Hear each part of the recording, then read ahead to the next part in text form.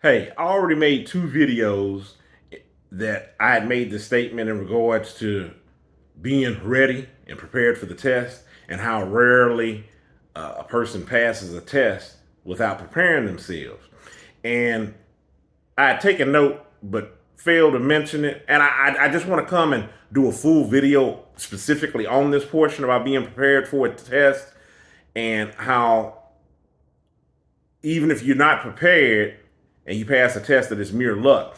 Let me tell you the reason why I want to go further down the rabbit hole. Because you're bound to have some smart aleck that says, "Oh, well, it's all the time. I've taken tests and I rarely study and I've passed and so forth and so on." Let me explore this a little bit further so we can put a little bit more emphasis on this so you can see just how important it is when I'm talking about preparing.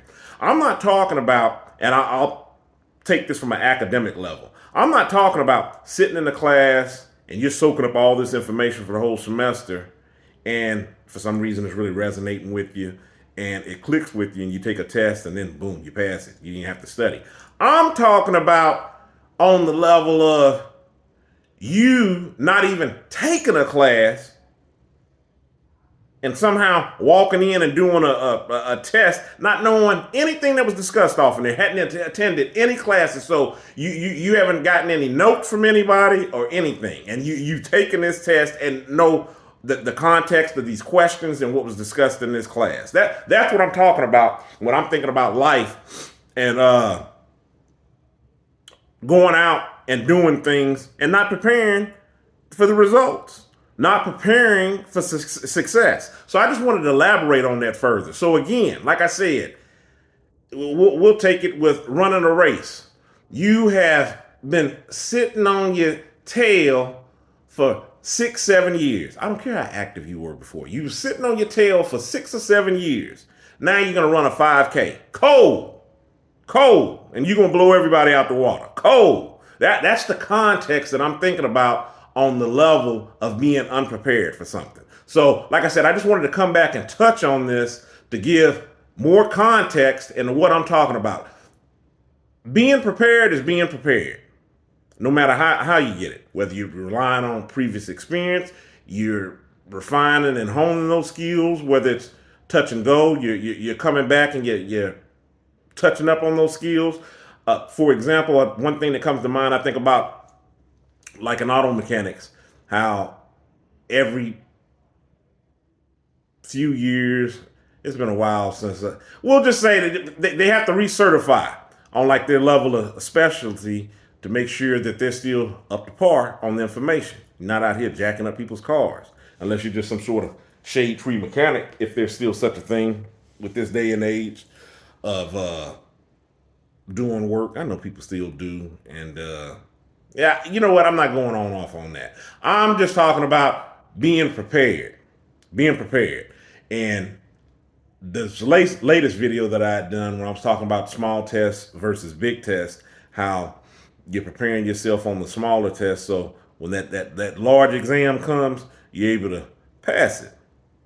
So that would come with you, like I said, refining your skills, touching bases with the material, familiarizing yourself with it so you can take some of that anxiety down so you can do your very best for when that final exam comes around.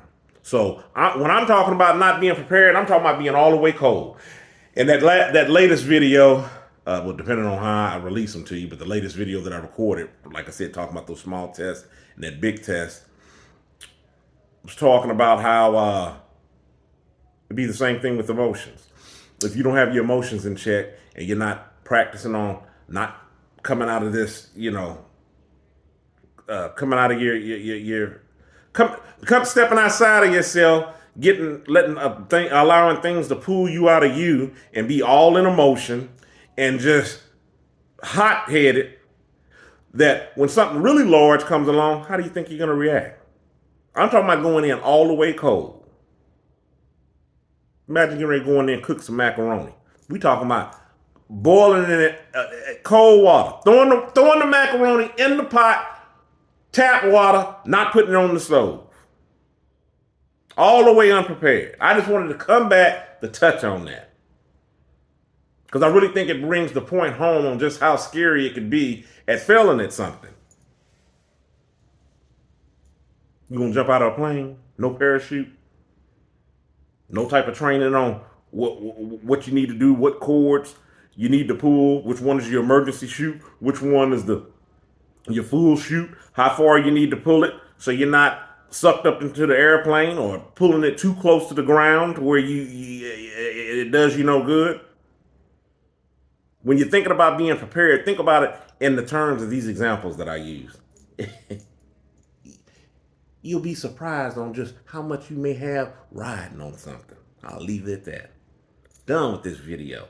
Now I don't have to come back and revisit again or touch on this in a later video and go, hey, maybe you should have just elaborated on that just a little bit more because I was busy bringing my points home in those other 2 videos that I was talking about. Done with this topic. Shouldn't have had to come back and revisit it. Stay encouraged, avoid being discouraged. I'm Ian. Y'all have a good one.